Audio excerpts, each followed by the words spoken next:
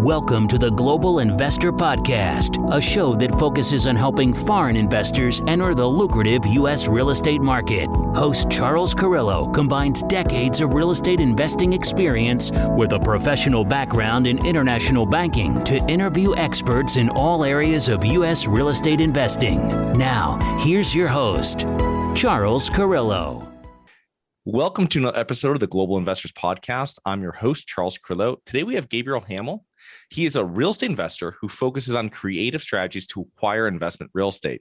Now, these strategies have contributed to him amassing a real estate portfolio consisting of single-family homes, multifamily apartments, commercial real estate, and mobile home parks. So thank you so much for being on, Gabriel.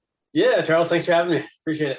So give us a little bit of background on your story. I think you started investing right around the downturn, the Great Recession. So let us know a little bit about your background, both personally and professionally, prior to jumping in and getting involved in real estate investing. Sure. Yeah, it's a little bit of a long story, so I'll do my best to condense it down. I in high school, school was just not my environment. I knew that pretty early on. I really stayed in school for the social aspect. I was a high school wrestler. That really kept me in school. I just knew that there was something different. I didn't want to go to school forever. I didn't want to go work for somebody else. So I actually joined the Army National Guard my senior year of high school. I was doing the 1 week in a month thing.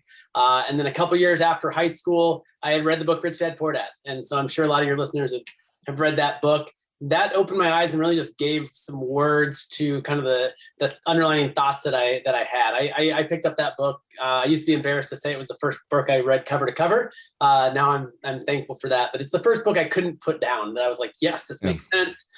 This is what I want to do. So even before I ever bought a property, I knew in my mind that real estate would be my path to financial freedom. And so that was around 2002. And then I got called up and was deployed to Iraq in 2003. And spent most of 2003 and 2004 in Iraq, but I constantly kept, thinking about the lessons in that book. And so I told everybody I knew, hey, I'm going to come back. I'm going to buy real estate. And they're like, how are you going to do that?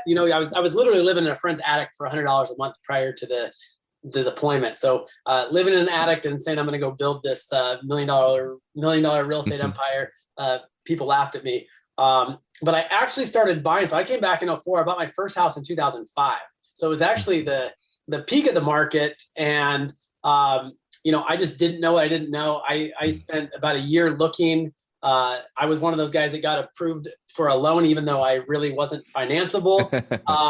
And you always hear the horror stories, but I bought well. I mean, I rented out 2 of the rooms. And now they call it house hacking. And It just made good financial sense then. So bought a home in 2005, another one in 2006, another one in 2007. So with those 3 houses, 2 were no money down, 1 was 5% down. And then everything kind of changed in 2008. So 2008, my first son's born. And that was kind of my, really my oh shit moment of, I have these couple homes, but it's not enough to support a family. I had a small nutrition store that I had to shut down. And that was kind of the deciding moment of like, what do I do? And so I went back to the bank and said, hey, I'd like to buy another property. And they said, too bad. Lending guidelines have changed. You actually need a down payment. You need income. You need to qualify, none of which I have. So I wasn't financeable. And I just went out and took a bunch of odd and end jobs. And so I literally anything from Craigslist help wanted ads to just odd and end jobs. And I finally landed a job in a high school special education class. It was a minimum wage job working less than 30 hours a week. And 3 months into that, I just started thinking about my goals and just what do I really want? And I had to make the decision of like, I could just keep working this low paying job or I could get serious about real estate. And so 2008, I spent that whole year really every night on Craigslist just looking up, seller financing, owner financing, and had a lot of conversations with agents, with brokers, to sellers, and really just got a better understanding of what seller financing was. And after about a year of that, 2009, I bought my first seller finance deal, and it cash flowed almost to the dollar I was making at the job. And I stopped. I finished out that year, and I stopped working. I stopped working then. Oh, that's crazy. Yeah. So were those 3 properties you bought in 2005, 2006, 2007, those were single families? Those were single family homes. Nice. So I essentially bought the first one, rented out 2 of the rooms. A year later, bought the next one, rented out those rooms, and kind of went that route. And, I knew I was clear that I wanted to buy assets. I was very clear on the difference between an asset and a liability. And I wasn't buying a lot of stuff I couldn't afford. I mean, even after quitting my job, I was technically financially free, but I was still really poor. I mean, my cash flow was less than $1,500 a month, but my expenses were low. So I became financially free very fast and very young, but I was still very poor when I stopped working. Yeah. And I can agree with you on 2008. I bought my second multifamily property at the end. I think it was October 1st, like 2008 or something. Yep. And it was like 2 months after like Lehman had just gone down, and it was like a month out. I collected rent, and then like a month later, Madoff happened. Like it was just, it was just like crazy. So I mean, I look back and I was like, oh, I must have been crazy like doing this stuff. But you know, 09 was, I bought a property in 09, and just like you, I mean, you could, if you bought it, I mean, you bought it and you couldn't get bank financing. Banks were telling me, like banks I'd worked with for several years, they gave me 20%. They would say they give me 20% loan to value. Yep. And you're like, oh, okay. All right. So you're not lending at all. That's what you're saying. But so it was really crazy. But let's talk about like what you're acquiring now and why, types of properties, because obviously you've grown out of a single family rentals. So yeah, enlighten us on that. Yeah, I mean, everything I bought 09 through 13 was all multifamily, small multifamily. That was all seller financing deals. Those were all no money down seller finance deals. And that was kind of the initial, my only metric back then was cash flow first, right? It was, I kept it real basic. Here's the money coming in. Here's the expenses. Is there cash flow at the end of the day? And I'd buy it. So that's right during that time. Everyone thought it was crazy to be getting into real estate. To me, it still made financial sense. If it was cash flow positive, my risk is pretty low. More recently, my last 4 purchases have all been in the mobile home park space. I like the mobile home park space a lot. It really fits that model of similar to the properties I was buying, the small multifamilies that I were buying previously. They were poorly managed, under rented, and there was a lot of upside, but they still penciled the day that I bought them. And so same with these mobile home parks. You know, a lot of times I'm going in buying these parks that had, been owned for years by usually husband and wife couple. They've self-managed, really good people, just really burnt out. Rents are low, not billing back utilities, just some little tweaks that you can make to really make a mobile home park go from a decent property to a great property. Yeah. They're not maximizing that income because they want to work less, I guess you would say. Yep. They don't want to have turnover. They don't want to have, and I know exactly how that goes. I self-managed my properties for 6 years. So I know how you kind of are not a professional landlord in the sense where you're just trying to save time and avoid any type of hiccups in your business. So you're really coming in and you're like, okay, you're coming in and you're fine tuning what they've already started and making changes that, that the market will allow you to raise rents on.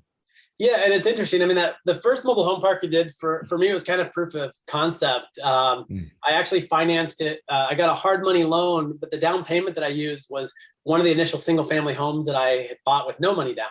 So I actually sold one of the single family homes. I did a 1031 into the mobile home park as my down payment. So I was essentially into that first mobile home park, no money out of pocket. Now it cash flowed with that hard money. I bought that for 1.3. I just refinanced that 2 weeks ago. And one of the very first things that I did with that park is a small rent increase. Rents hadn't been increased in almost 5 years. So they were still below market, but that small rent increase, and then 6 months later started billing back utilities. So it was still fair rent. Nobody moved out because the rent went up or they had to bill back utilities because it was still fair. I didn't want to go up and jack the price way up on them. But that added $30,000 a year to the NOI without having to spend money. So unlike an apartment, I didn't have to go in and do a bunch of rehab work and spend a bunch of money and time and energy. It was a notice went out, 6 months later, another notice went out, and that added $30,000 to the NOI of that property. And so that just appraised out. So I bought that for 1.3. That's appraised out at just under 2.8. Wow. I did a refi on that. So. Awesome. So let's go back to kind of how you utilize seller financing to purchase many of your properties. And first off, explain what seller financing is if people haven't heard of it before.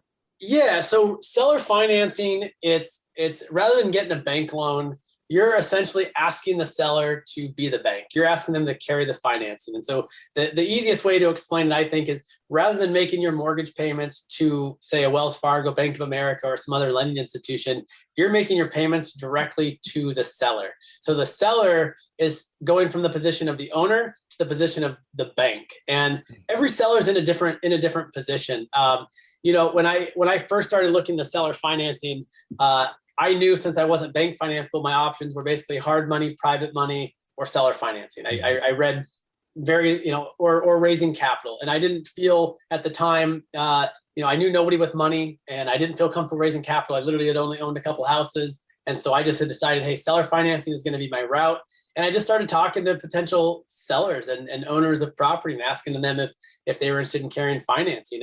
And what I found is there's a lot of reasons sellers want to carry financing. So most of the sellers who've carried financing for me, they've owned the asset for a long time. In most cases, they've self-managed and they're just burnt out. They're tired of being landlord. They're tired of being a maintenance person. They're tired of dealing with tenants. And so they see it as a new level of passivity for them. And the advantage to me as a buyer is I can go in there in most cases with a lot less money than a bank would require to put down. And so that's the biggest advantage, I think, of seller financing is you can be as creative with the terms as you and the seller is willing to get. You go to a bank and they're telling you, hey, these are the terms. Like first you have to qualify. This is the down payment. This is the interest rate. And in most cases, properties don't pencil that well, or you have to put a lot of money down to get such a little return. And with seller financing, a property that may not work well with traditional financing still may be a good candidate for seller financing. Yeah. I see it a lot with smaller properties now, smaller multifamily properties, where there's such a chunk for a down payment plus everything else. And I'm like, this can't cash flow for someone more than 1 or 2%. Yep. And it's, that's kind of what I see in a lot of hot markets with smaller multifamily with people getting into it. But tell us why a seller would actually finance a property you are purchasing. Yeah, it's a good question. And initially I didn't know, right? And it wasn't until I started talking to different sellers and really just listening and hearing their stories, right? And so what I found initially is sellers were either stuck on price, down payment, or interest rate. And I was very fortunate to not have any money. So I do say fortunate because it did force me to get creative. And so I would talk to some sellers that wanted or needed a large down payment. Other sellers, it was about the monthly payment. Some sellers were stuck on price.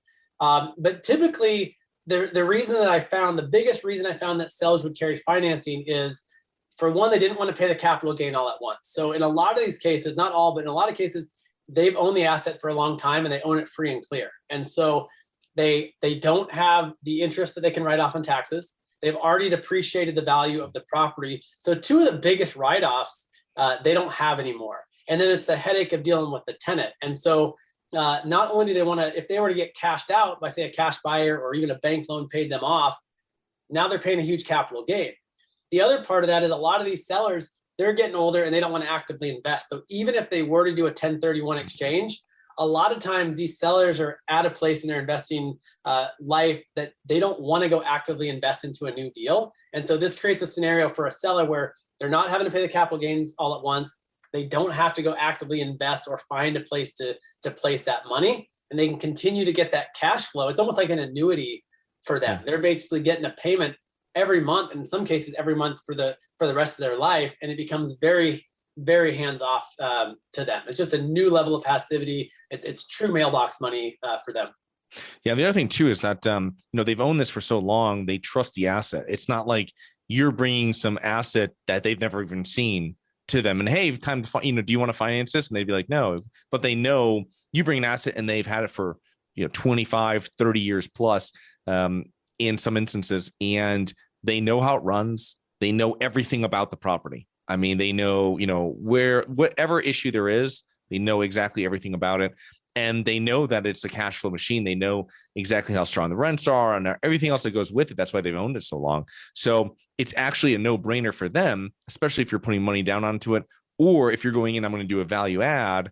And now they're just like, okay, so my asset's just going to get more. It's going to become, the value is just going to increase while you're doing your work on it. And if I have to take it over, you know what I mean? Then I can, it's a win-win for me. So that's something I've also found too, is that the longer they've owned it, I think it's easier for them because they probably want that price and they're willing to skimp a little bit on the down payment.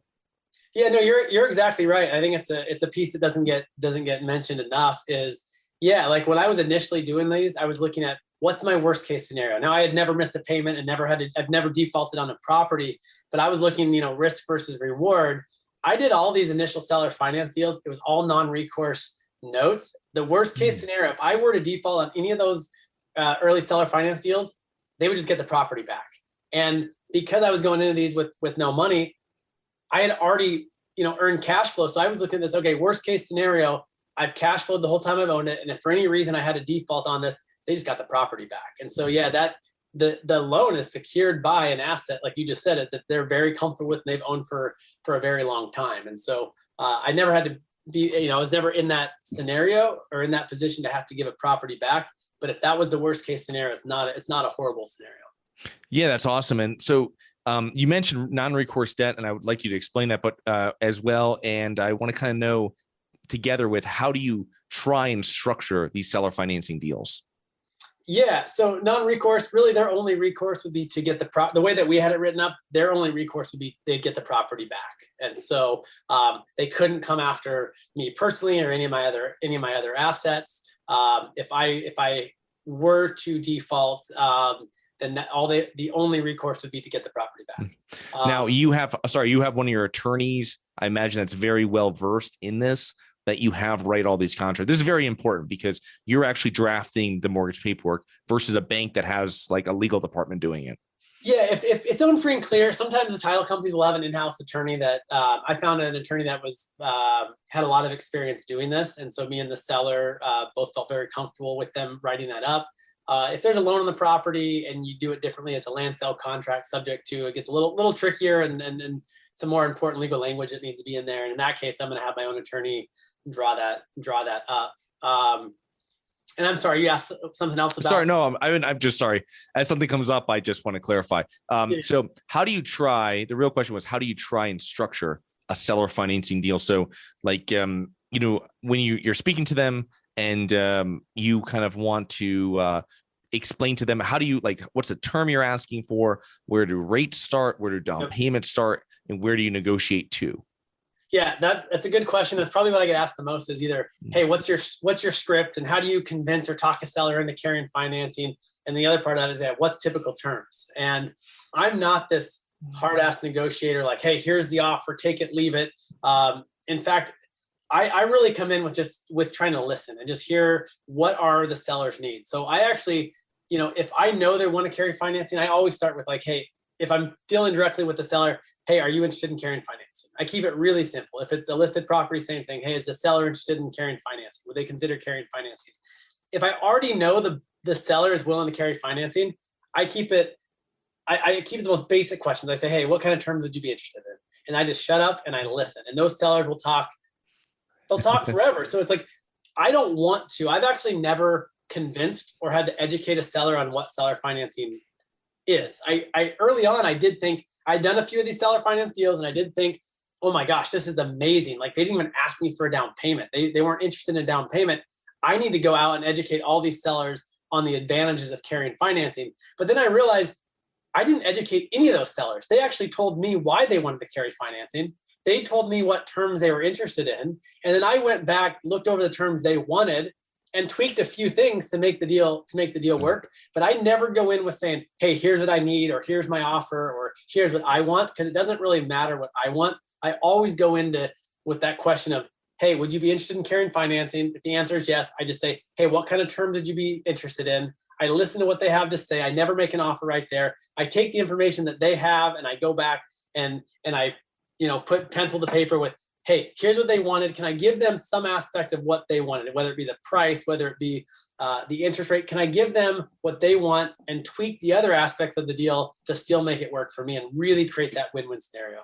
Nice. Okay. Yeah. The times that I've spoken about seller financing to owners, it's I like to say, hey, I give them a percentage down payment, this, that, and then they'll say like, well, I think you're a little low. They'll come back and just talk about one thing. Yep. And like, okay, the rate is what really matters to this person. You know what I mean? So it's like, all right, now I have to work on that. They're fine with this, or they're okay with this, and they're okay with this. It's like that 1 out of 3, like you talked about. This is really what they want. And this is really what they want you to find, to sharpen your pencil, let's say, in your underwriting a number for them. Yeah. And I think people really want to, these sellers want to sell the property. And so I don't ever want to be in a position where I'm trying to talk them in or selling them on it. So I've had deals where one in particular, the seller said, it wasn't even a specific interest rate. They just said a dollar amount. I need X amount per month. This is what I need per month for this property. And so it's like, it was really easy to take that information and structure it to give them what they wanted, right? They weren't even stuck on price or down payment, or it was a dollar amount. I had another unique scenario where I bought a portfolio of properties, a commercial property, and then several single family and some multifamily properties from one guy. And his thing was, he said, hey, I just need income for the next 15 years. And I have no family to pass this down to when I pass away. But he had a nonprofit organization that was very important to him. And so for him, it was very important that the structure was set up in a way where if he were to pass away, this nonprofit organization would continue to get those payments. Or if he were to pass away and then I were to refinance or pay off that loan, that nonprofit would get those funds, right? And so for him, it was getting that monthly payment while he was alive, and that organization got those payments after he passed. And it was structuring to give him what was important to him and still make the deal work for me. Yeah. In these deals, I mean, you're literally writing, your counsel is writing these contracts. You can put whatever you want. I mean, my dad had a partner that bought a property, and he used for part of the down payment, like an old BMW or something. Yeah. You know what I mean? So like you can wheel and deal to your heart's content and to your, the owner's content of what you're trying to do and what they want. And it's amazing what you can kind of work out with them. So that's very interesting. Yeah. I never try to make them fit into my box. I really want to know what is their box, what are their parameters. I mean, and can I make that a scenario where it's win-win? I mean, I've done where anything from interest only payments to direct principal payments. I've delayed payments 6 months after closing. And a lot of it just comes down to like, what are their needs and what are your needs for the property? And can you marry those two things to really create a scenario that's good for both sides? I've never walked away from a deal feeling like, hell yeah, I've won. I got the best of them. I mean, every deal I've ever walked away from, especially with the seller financing, I feel that both parties feel good about it and are happy with the deal at the end of the day. Yeah. What I really find with these type of sellers as well is that they have other properties and they're very integrated into that neighborhood or into that area. They know the other landlords too. So you don't want to screw anybody ever. But the thing though is that you definitely don't want to, when somebody that you're going to do, but you think, well, this is the only property they have, or you don't know. Usually I tell someone they're talking about a 12 unit and then they go, well, I have 35 other units in this area. You know what I mean? So it's just like, yeah, I think every seller who's carried financing for me has had multiple properties, and I've bought in multiple properties from those sellers. And those relationships are important. I mean, I used to hand deliver, early on, I would hand deliver my mortgage payment to the seller at their other business because I wanted to build that rapport. I wanted that FaceTime with them. When a story that I share a lot, when I went and refinanced a lot of these early seller finance deals, one of the sellers said, hey, what am I gonna do with all this money? When I paid her off, and I said, you could lend it back to me. And I had never borrowed private money. She had never lent private money, but she became my first private money lender. We had 6 years of trust. We had 6 years of a track record of me making monthly payments to her on time every month for 6 years. So of course she was happy to relend that money back to me, right? Because we had that trust, we had that relationship. And so it didn't end just because I paid her off. Nice. Awesome. So is it possible, I imagine not every property and owner you speak to has a free and clear property. Obviously 15 plus years, all these things you'd look for, I imagine, when you're looking for someone to offer you seller financing on their property. What happens if they already have a mortgage on it? Is there a way of structuring it that way? And how would you go about that? Say similar, they have a small mortgage on it, but they still have one. Yeah, I mean, I did that with the deal. And the majority of the stuff I have bought with seller financing, the owners did own the property free and clear. That's pretty easy. It's a note and trust deed. But a way around that to not trigger the due on sales clause. So most banks have a due on sales clause, meaning if you transfer title, they could call that note due. And even though it's rare, it could happen. If it goes from a seller's name to a new buyer's name and there's still an existing loan, that bank could potentially call that note due. Every state's a little bit different, but typically subject to or a land sale contract would be, and I'm not an attorney, so I don't want to go too deep into this, but it essentially a legal structure to not to buy the property with seller financing and not trigger that due on sales clause. Yeah, which really comes to having a good attorney, which is kind of what I've kept on saying through this whole show, because I think it's so important that find an attorney that's done seller financing deals before, that's done creative financing, whatever you want to call it, subject to deals, whatever your particular situation is or what your goal is when you're looking for properties, and use them. and then tell them what you want. They'll put it into the LOI with you, or you can do that, and then you provide for them when you're doing the purchase and sale agreement. So find good counsel always for whatever you're up to. One last thing on this. How are you finding your seller financing deals? I mean, we're talking about mainly deals, I would imagine $500,000 to $2 million, something like this, that you're really focusing on. What have you found to be some of the best ways of locating those deals?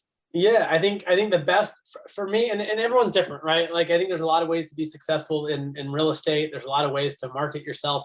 I'm not the one that, sends out 1 million letters every month. For me, it's just been building genuine relationships, just organic networking with people and telling people what I'm looking to do. A lot of the early seller finance deals I found on Craigslist. I mean, and people laugh about that, but it's funny because I'll jump on these podcasts and I'll get messages after saying, hey, I went on Craigslist, or I just closed my first seller finance deal that I found on Craigslist. And so I'm not saying there's going to be a ton on there. I mean, it took me a year. But again, I had that minimum wage job, and each night spending a couple minutes on Craigslist, typing in those keywords of owner financing, seller financing, owner terms. I looked at every for sale by owner. I would call and just say, hey, would you be interested in carrying financing? Some were, some weren't, but I kept having those conversations. So even the ones that were like, yeah, I need 50% down, and I had no money when I started, I still had those conversations because it helped me learn the language. It helped me understand what different sellers wanted. And I wasn't afraid to just tell people what I was looking for. I mean, to this day, I can trace every deal I've done, I can trace back to a conversation or relationship. And I can't say that enough, because I think, the more people you tell, whether it's a seller finance deal or not, the more people you tell what you're looking for, and especially if you can get specific on the types of properties and the neighborhood, and you start becoming the person that either it's an agent or broker or a neighbor or a friend or whoever it might be that you've told, you want to be the person that they think of when they see that type of property for sale or coming for sale. So even going back to that very first house I ever bought was a friend of the realtor's son. The second house was a guy at the gym that I said, hey, I'm trying to buy more property. It was off market, 2006. The market was still hot, but I was able to still go buy a property and get a good price because I opened my mouth and told them what I was looking for. And so the majority of the stuff I bought, it's just because I've been willing to say, hey, here's what I'm looking for. Here's the asset class and here's the neighborhood. What have you normally seen from the time that you contact or your first conversation with the seller and the time that you're actually getting serious or giving them an LOI or really like buying the property? Because I imagine the times I've seen it, it's been quite the process, that I've been involved with of these seller financing deals, quite the process of kind of nurturing and building rapport before you're actually buying a property. Yeah, it really does depend. I mean, I've done ones that are pretty quick when, if the seller knows what they want, I can decide pretty quick, like, are we close? Are we so far off that it's not worth pursuing, right? Like, if it's a deal that I think makes sense to come in with, say, 10% down, and, they want 50% down and an interest rate that just doesn't even make sense, I might offer something, and there's times that I just know we're so far off, I'm not going to spend a lot of my time and energy there. Other times, I know pretty quick, like, okay, we're close. Like, this deal, what they want actually works, but maybe we just need to tweak a couple things. I don't try to overcomplicate it. I mean, for me, it's, does the deal work? Is it close with what the terms that they want are, or are they so far off it's just not even worth putting the time and energy into? There you go. Okay. What are common mistakes you see real estate investors make as a coach and being in the business? Gosh, I think mistakes are an opportunity to learn.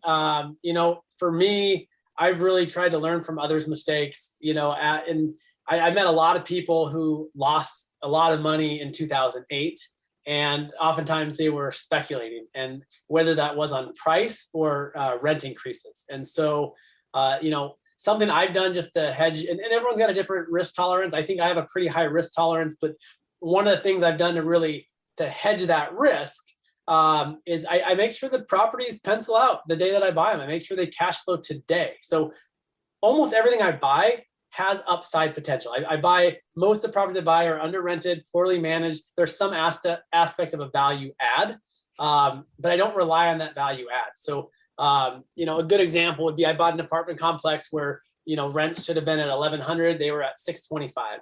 I know that market. I have other homes in that market, other rentals. Like I know my numbers are solid, but I based it on the actuals. I based that property, that price, and those terms on what the property was actually doing today and the last couple of years.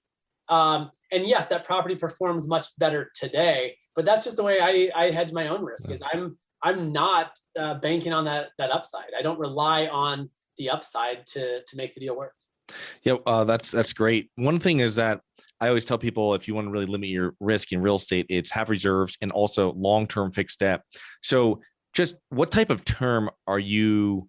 I imagine you have no prepayment penalties and all these great things that are put into your contracts, but what type of term are you really out of the gates looking to get from a seller? 10 years? Yeah. I want longer, the better. I mean, and sometimes, they'll say, they want something shorter. But I'll go, and oftentimes too, like if they say, every once in a while, I'll have a seller say, well, tell me what you want. And so I'll ask for a low price and a low interest rate and a long term. I'll tell them to carry it for 30 years. And I've had sellers carry for 30 years, but it still goes back to like, what are the seller's needs?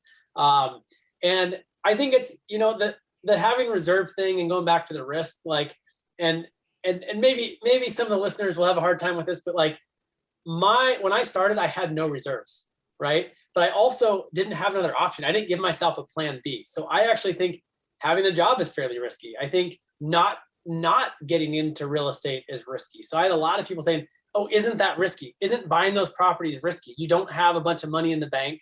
And I said, I think it's more risky if I don't buy these properties. All the what ifs that could happen was way riskier than what would happen if I bought the properties. I knew buying the properties gave me an opportunity to create cash flow and potentially create this financial freedom for myself, and not buying those properties weren't going to do that. So early on, the risk of not doing the deal way outweighed the risk of doing the deal.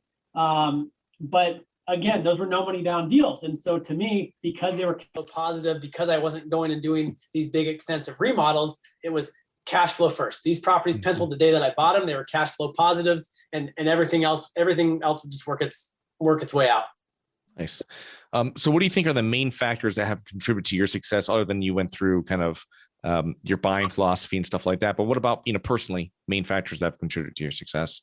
Yeah, I mean, I think I wanted it. I think that financial freedom and building wealth, I really do think it's a choice, and I think you got to want it in your mind. Like I didn't know anything when I got started.